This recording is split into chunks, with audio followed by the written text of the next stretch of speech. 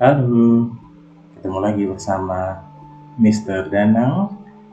Kali ini, di pertemuan kali ini kita akan masuk di dalam KD 3.2, yaitu kita akan menganalisis karya musik kontemporer.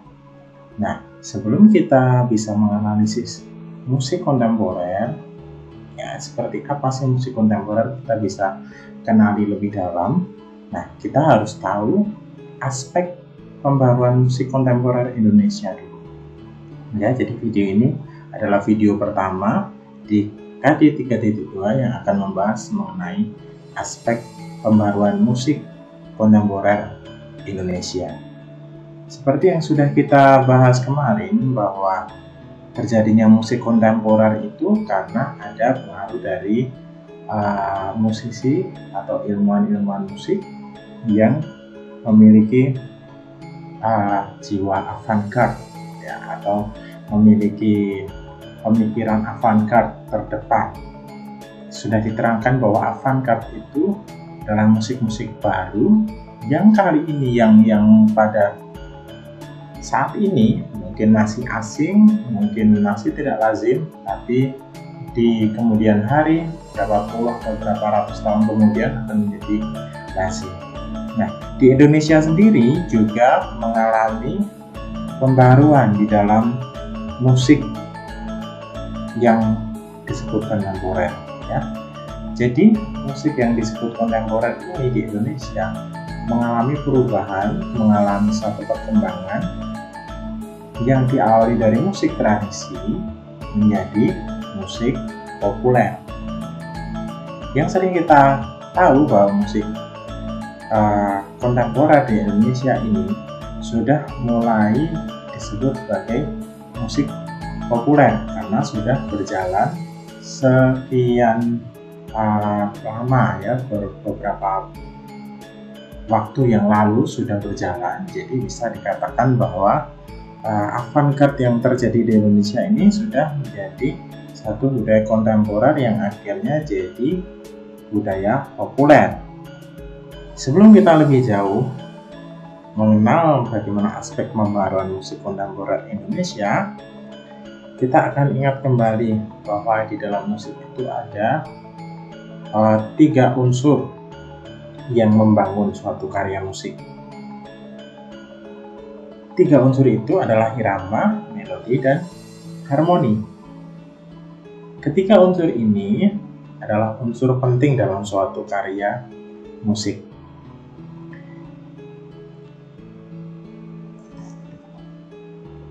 Aspek pembaruan musik kontemporer di Indonesia saya rangkum menjadi 3 hal, ya. Jadi ada 3 aspek pembaruan di dalam musik kontemporer Indonesia. Yang pertama adalah media. Yang kedua adalah tonal atau frekuensi nada. Yang ketiga adalah konsep pembangun karya. Kita akan bahas satu persatu. Apa sih yang dimaksud dengan aspek media, aspek tonal, dan aspek konsep pembangun karya? Kita akan bahas dari media dulu. Saya bagi aspek media ini menjadi 3 hal. Ada 3 hal penting dalam aspek media. Yang pertama adalah terjadi digitalisasi instrumen. Kenapa saya katakan digitalisasi instrumen? Karena di dalam musik Indonesia, pembaharuannya terutama ada pada instrumen. Beberapa tahun yang lalu atau beberapa puluh tahun yang lalu, kalau kita melihat di Indonesia ini, terutama di budaya Jawa, itu ada gamelan. Semua instrumen gamelan adalah wujudnya akustik. Akustik itu tanpa harus ada listrik bisa berbunyi. Nah, baru-baru ini kita lihat bahwa instrumen-instrumen itu tidak harus dimainkan seperti dulu. Contohnya dulu ketika kita memainkan satu gending gitu, kita harus memainkan beberapa instrumen. Di zaman sekarang tidak harus menggunakan banyak instrumen, cukup satu instrumen yaitu keyboard sudah bisa merangkap semua instrumen yang ada. Itu salah satu contoh yang kita bisa lihat saat ini. Selain itu, keyboard juga bisa menggantikan banyak instrumen. Contohnya saron bisa tergantikan, sitar bisa tergantikan. Bahkan kalau kita melihat ada musik keroncong juga, yang dulunya musik keroncong itu harus menggunakan ada cakco, gitar, biola, sekarang bisa dikemas jadi satu instrumen saja di keyboard ya. Itu yang dinamakan dengan digitalisasi instrumen ya. Ini erat kaitannya dengan yang kedua, penyederhanaan instrumen itu ya. Jika sebelumnya instrumen itu ketika kita main keroncong itu kita harus main berlima, maka ketika ada penyederhanaan instrumen itu kita cukup main sendiri saja bisa main musik keroncong itu. Kemudian yang ketiga adalah digunakannya sampling sebagai bunyi tambahan. Nah, selain keyboard tadi bisa menggantikan instrumen, bukan hanya satu instrumen tapi juga banyak instrumen, nah, keyboard ini juga bisa memberikan efek sampling atau memberikan suasana-suasana yang lebih bisa ini ya, membuat musik itu terasa megah, terasa lebih penuh daripada sebelumnya. Baik, itu di aspek media.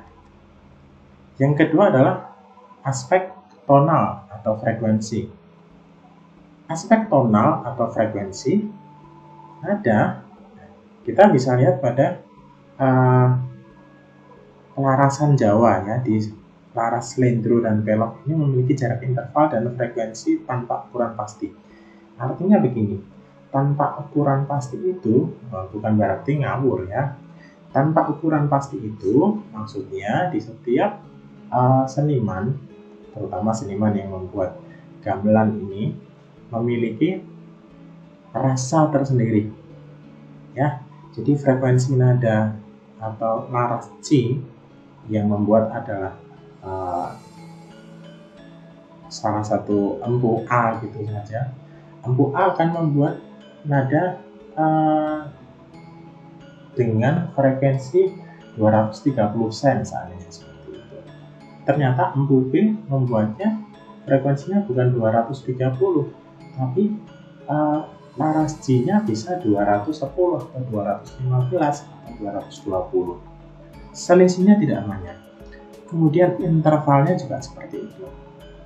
Bisa empu A membuat laras G ke laras Do jarak intervalnya adalah 50 sen. Tapi empu B atau si pembuat gamelan yang saya sebut empu B ya, empu yang kedua ini bisa membuat jarak intervalnya bukan 50 tapi 53 atau 55 atau bahkan kurang jadi 49. Ini tergantung apa? Tergantung rasa yang diinginkan oleh si pembuat gamelan. Nah, di dalam musik kontemporer saat ini itu terasa menjadi sangat berat ya. Akhirnya dibuat sama seperti musik barat, jadi ukurannya dibuat sama lah. Ketika G ya frekuensinya sekian, seandainya 220 ya 220 semua gitu. Jarak intervalnya dari G ke Ro kalau 50 ya dibuat 50 semua. Jadi ini sudah mulai ada ini ya, pengaruh dari barat ya. Pada perkembangan slendro dan pelok menjadi samar dan kehilangan feel-nya. Sama ada G, suaranya juga sama seperti saron ya, dan ada Ro juga sama, tapi di sini feel-nya sudah berbeda, bukan lagi feel Jawa, tapi feel barat ya. Ini juga pernah dibahas di dalam kajian etnomusikologi ya, di mana ada slendro dan pelok keroncong itu berbeda dengan slendro dan pelok Jawa pada khususnya. Berikutnya adalah konsep pembangun karya. Apa sih konsep pembangun karya ini? Salah satunya apa? Ada lirik. Jadi seiring dengan perkembangan bahasa dalam suatu karya musik terjadi pergeseran bahasa, bahkan terjadi percampuran antar bahasa. Kita bisa lihat bahwa ketika kita dengarkan langgam atau lagu-lagu Jawa pada tahun-tahun sekitar sebelum tahun 90-an, masih sangat memegang erat yang namanya bahasa Jawa yang baik, bahasa Jawa yang benar. Nah, namun di perkembangan musik kontemporer saat ini ya sudah banyak berubah, bahkan bahasa Jawa juga mengalami pergeseran. Contoh lain, ketika kita bandingkan musik keroncong dengan keroncong asli ya, ini ya keroncong di tahun-tahun sebelum tahun 90-an ya, dengan keroncong dangdut versi yang kita dengarkan sekarang seperti Denny Caknan, seperti Dori Harsa, dan lain-lain banyak ya yang sekarang menggunakan keroncong itu dicampur dengan dangdut jadi congdut. Nah, tidak hanya liriknya yang bergeser, kita bisa lihat lirik yang bergeser ini apa. Ketika keroncong zaman dulu, ketika kita mendengarkan seperti lagu Di Bawah Sinar Bulan Purnama, bahasanya begitu tertata, bahasa Indonesia yang baik dan benar. Tapi ketika kita mendengarkan lagu congdut, keroncong yang sudah kontemporer, ada keroncong yang dicampur dangdut, di situ terjadi percampuran bahasa, di mana bahasa Jawa dicampur dengan bahasa Indonesia, bahkan dibolak-balik ada bahasa Indonesianya, ada bahasa Jawanya. Kalian bisa simak sendiri. Di dalam struktur juga seperti itu. Ya, kalau kita lihat struktur musik keroncong yang klasik, ya, keroncong itu ada beberapa jenis ya. Salah satunya ada langgam keroncong.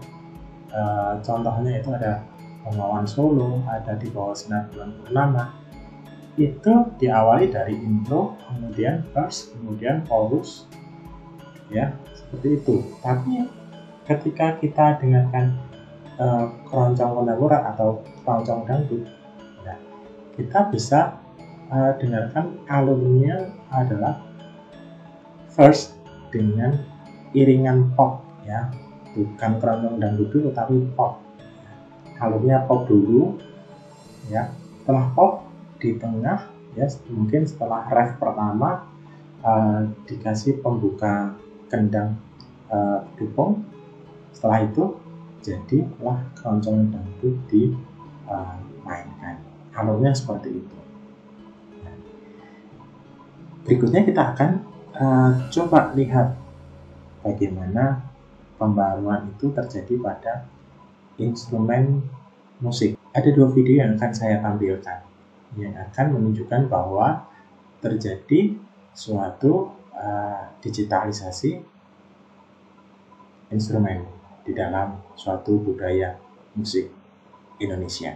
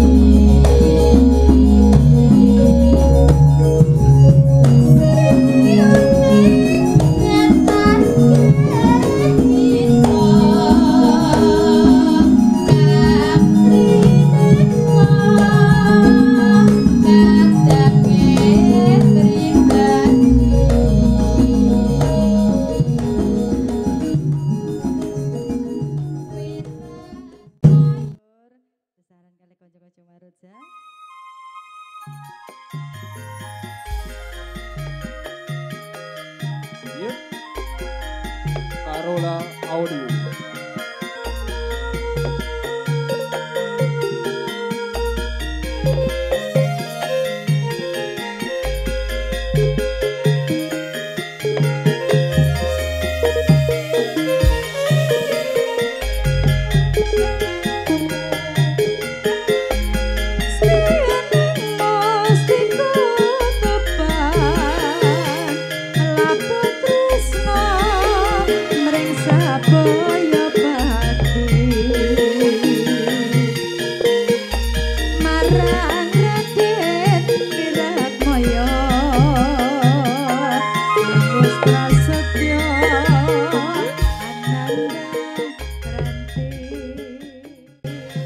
Baik, cukup sekian dulu untuk video kali ini. Selanjutnya kita akan bahas, di video selanjutnya kita akan bahas mengenai bagaimana cara kita belajar menganalisis perbedaan dua jenis varian.